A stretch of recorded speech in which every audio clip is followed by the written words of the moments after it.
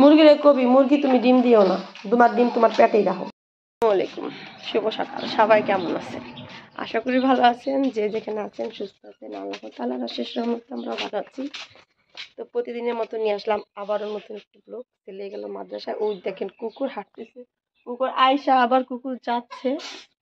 মেয়ে উঠছে, মেয়েকে এখন ফ্রেশ করাবো, তারপরে মেয়েকে নাস্তা খাওয়াবো, তারপরে দুপুরে কি রান্না করব আপনাদের সাথে অবশ্যই শেয়ার করবো। যাও যাও ওখানে যাও, শেয়ার করব। এখনো কোনো কাজ কাম সারা হয়নি। দেখেন খুঁড়া, শীতকাল আসলে কুকুরের জায়গায় জায়গায় আর কি গর্তা করে। শীতকালে এরা এরকম করে কে জানি না। মুরগি সারি 10টা বেজে গেছে। একটা মুরগি আর কি ধরে রাখছে, আদার উমে ধরে রাখছে ওরা, আর ছাড়তেছে না। কি অবস্থা যে! ওই মুরগিটা কোথায় ডিম পারে না পারে জানি না। একটা ডিম পারছে কয়দিন আগে, 5-6 দিনের বেশি হয়ে গেছে, আর ডিম পাড়ার নাম গন্ধ নেই। ওই যে আমার টুনটুনি পাখি, আমার পাখিমা এসো। অনেক ঘুমাইতে পারে অনেক। আর ওর আজকে থাকো ওই জায়গায় তুমি। আজকে একটা ডিম পাচ্ছে, কালকে বিকালবেলা দেখছি তাড়াতাড়ি করে খোয়ার দেখছে যে আর কি ওই যে একটা ডিম পারছে। তো ডিম পাড়া দেখলে না খুবই ভালো লাগে। আমার মেয়ে কেটেছে, দেন দেও দেও দেও দেও, ডিম গরম হয়ে গেছে দেখো। না না না,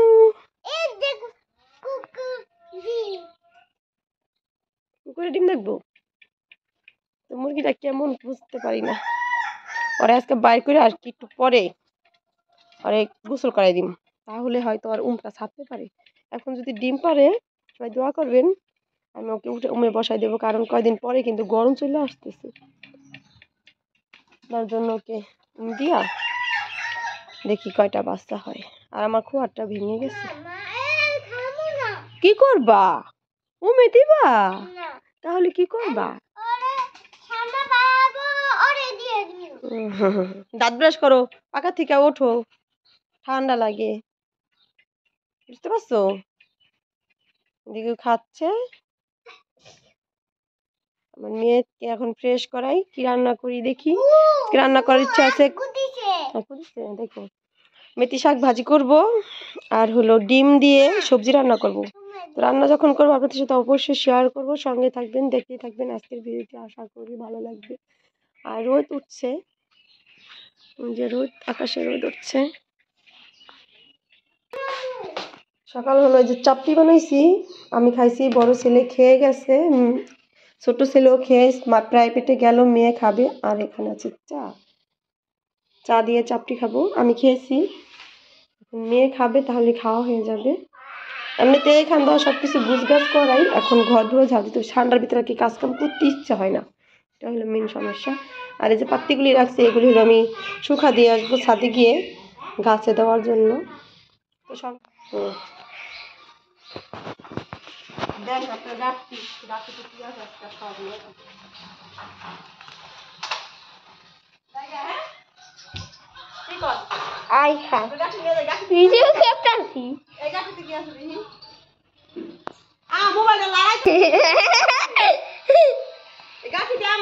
তো গাইস দেখেন ভাবি সব নিয়ে যায়।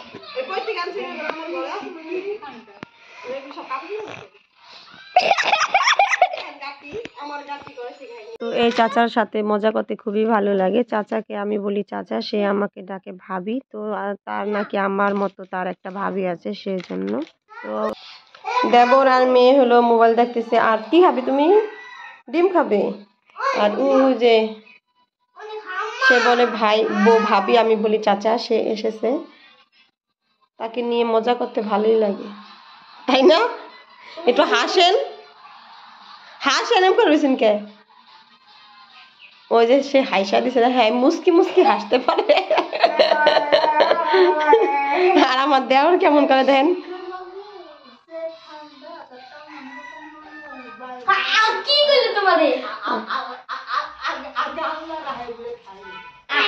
মানে ঠান্ডার মধ্যে বাইতে পারেন না।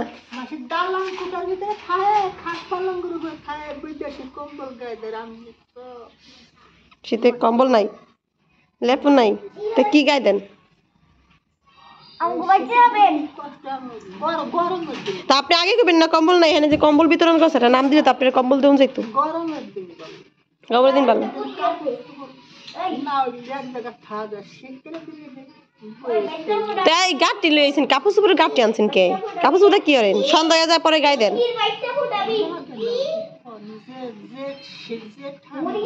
না মানে যখন যাইতে যাইতে ঠান্ডা সন্ধ্যা হয়ে যায় তারপর গায়ে দিয়ে যান, সন্ধ্যা হয়ে গেলে যাই গাইতে যান। একবার বাসা যায় থাকতে পারেন না? ও, পরে বাসায় সারতে পারেন না, পরে মাইসের বাড়িতে থাকতে পারেন, দেয় থাকতে। গাটি নিয়ে আসেন। কত দূর পর্যন্ত যান আপনি? আস্তে আস্তে অনেক দূর। সে যখন আসে তখনই আমার কাছে একটা আবদার করে 100 টাকা দেন। তো আসলে আমি চা নাস্তা যখন যেটা পারি তখন সেটাই খাইয়ে দিই। মুরগি বাচ্চা ফুটাইবো না? মুরগির কবি, মুরগি তুমি ডিম দিও না, তোমার ডিম তোমার পেটেই রাখো। ডিম তুই পারিস? হ্যাঁ আমার মুরগি তুমি ডিম দিও না, আমি ডিম দিই তোমার বদলে, কি ভালো না? দুপুরে চলে আসলাম রান্নাঘরে রান্না করতে, মেথি শাক রান্না করব আজকে। আর এখানে মেয়ের জন্য বেগুন ভাজবো, মেয়ে একা খাবে না, আমরাও খাবো। 2টি ডিম নিয়ে নিছি, 2টি ডিম দিলে সবজিতে রান্না করব। আর এখানে হলো ধনিয়া পাতা কাইটা রাখছি, সবজিটা কুইটা রাখছি, ধনিয়া পাতা ওখানে আছে, এখানে আছে। আর এখানে হলো পেঁয়াজ মরিচ কেটে রাখা হয়েছে। তো রান্নাটা বসাই দিছি, ভাত হয়ে গেছে অলরেডি, যে ভাতে গড় দিয়েছি, মার গালতেছি। আর এদিকে হলো কড়াই বসাই দিচ্ছি। এখন শাক ভাজি আগে করবো না বেগুন ভাজি আগে করবো বলতে পারতেছি না, তো দেখি কি করতে পারি, সঙ্গে থাকুন, দেখতে থাকুন। তো শাকটা আগে একটু সিদ্ধ দিয়ে নিই, সিদ্ধ দিয়ে উঠিয়ে তারপরে হলো বাগার যখন দিব তখন আগে বেগুনটা ভেজে নেব, তারপরে হলো শাকটা ভাজি করবো, তাহলে হবে। শাকটা বাগার দিয়ে দিচ্ছি, তো ভাজি করা হয়ে যাচ্ছে, কিছুক্ষণ পরে হয়তো ভাজি করা হয়ে যাবে। তো মেথি শাকটা বেশি পরিমাণ পেঁয়াজ দিলে কিন্তু ভালো লাগে, তাই না? আর কম পেঁয়াজ দিলে হলে একটু তেলটা লাগে, বেশি একটু পেঁয়াজ দিই। শাক ভাজি করা হয়েছে, ডিম ভাজা হয়ে গেছে, আর এদিকে বেগুন ভাজবো, আজানো দিয়ে দিচ্ছি। বেগুনের কিছুটা অংশ ভাজা হয়ে গেছে আর কি, একটু ভাজা হয়ে গেছে, আর একটু হয়ে গেছে। তো এই বেগুনটা খুব ভালো লাগে আমার মেয়ের কাছে। আজান দিবে এখন। সবজি দিয়ে ডিম রান্না করছি, দেখেন দেখতে কিন্তু বেশ কালারটা সুন্দর লাগতেছে, তাই না? আর এদিকে হলো কতগুলি কাপড় চোপড় ভিজাই নিছি, ধুইতেছি। তো এই যে হলো ঘরের বক্সটা হঠাৎ করে এই যে খুলে পড়ে দিছে না, লাগাই দিছে, লাগানো সব খুলে উপরে থেকে পড়ে আছে। লাগাই নাই এমন